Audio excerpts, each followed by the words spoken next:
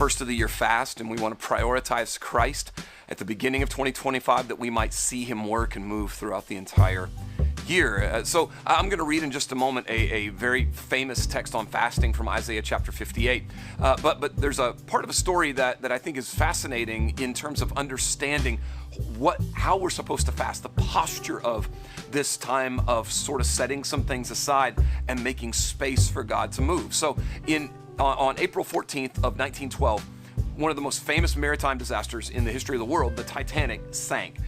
We know that there were about 700 people, 704, 705, that survived the sinking of the Titanic in the frigid and icy waters of the North Atlantic. What's interesting, though, is that there was almost 1,200 spaces in the lifeboats that were on the Titanic. Now, they would not have been able to save everyone. There was not enough lifeboat space for everyone on board to survive. What is fascinating, though, is that there were an extra 500 seats in the lifeboats that went unused. There was an emptiness in the lifeboats. Very few of them were filled to capacity. And in fact, most of them had a lot of seats left over. One of the reasons for that, as they investigated after the sinking of the ship, as they investigated why were so many people left off the lifeboats, one of the reasons was the crew who were filling the lifeboats and then lowering them into the North Atlantic. They believed that if they filled the lifeboats while they were suspended, that the lifeboats would break while they were bringing them down into the water. They were afraid that if they were filled to capacity, that they would not be able to withstand the pressure of the weight. And so they left them empty, and 500 people died senselessly when there were actually seats in those lifeboats. Now, that's a tragedy, but I think it points us to something that's so beautiful. When we come into a season of fasting, the fasting is not about celebrating the emptiness. The fasting is actually about focusing on the fullness that we desire. This is not about wanting to be empty. It's not about wanting to be hungry. It's not about wanting to set aside the good things in our life. It's actually about setting those things to the side because we believe that there's something greater and grander to be filled with. So let me read Isaiah chapter 58. I'm going to read verse 3, and then I'm going to drop down to verses 6 through 9 in Isaiah's writings. This is God speaking through Isaiah. In verse 3 he says, "Why do we fast, but you do not see?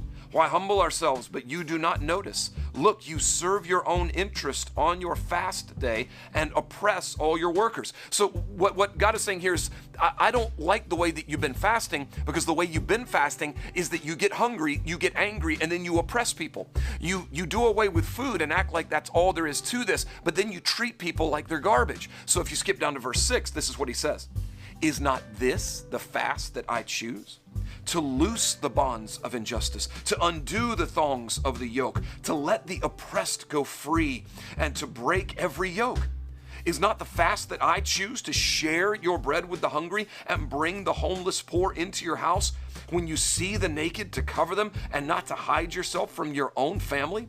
Then your light shall break forth like the dawn, and your healing shall spring up quickly. Your vindicator shall go before you. The glory of the Lord shall be your rear guard, and then you shall call, and the Lord will answer. You shall cry for help, and he will say, 'Here I am.'" What God says here, so beautiful, is he says, if you'll fast like I want you to fast, you won't be angry because you're empty. You'll be excited because you're anticipating the kind of fullness that can only come when you posture yourself in my presence as you need to. Hey, don't focus on the emptiness. Focus on the fullness that you desire. Don't focus on what you're not eating, on what you're not consuming, on what you're not watching, on what you're not scrolling. Focus on what you're asking God to fill you with. His presence, His power, His anointing, His provision. For the rest of the year, we're asking God to be near to us in unique and beautiful ways. This is what the fast is about.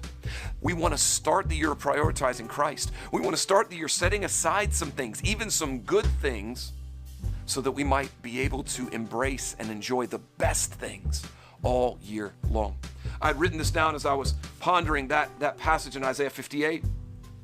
When our minds are consumed with the emptiness, we grow weary of the sacrifice.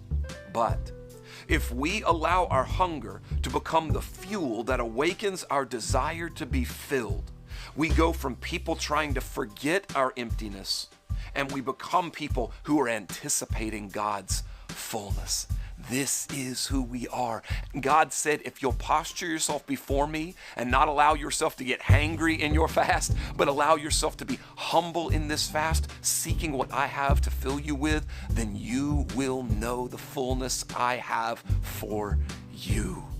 He says, then I'll become your rear guard. Then you'll know that I've gone before you. Then you'll walk into the future confidently. And I tell you, friends, that's how I want to walk into 2025. I love you. I hope this encourages you. Read all of Isaiah 58. It's a beautiful passage. I can't wait to see you tomorrow at noon. Blessings.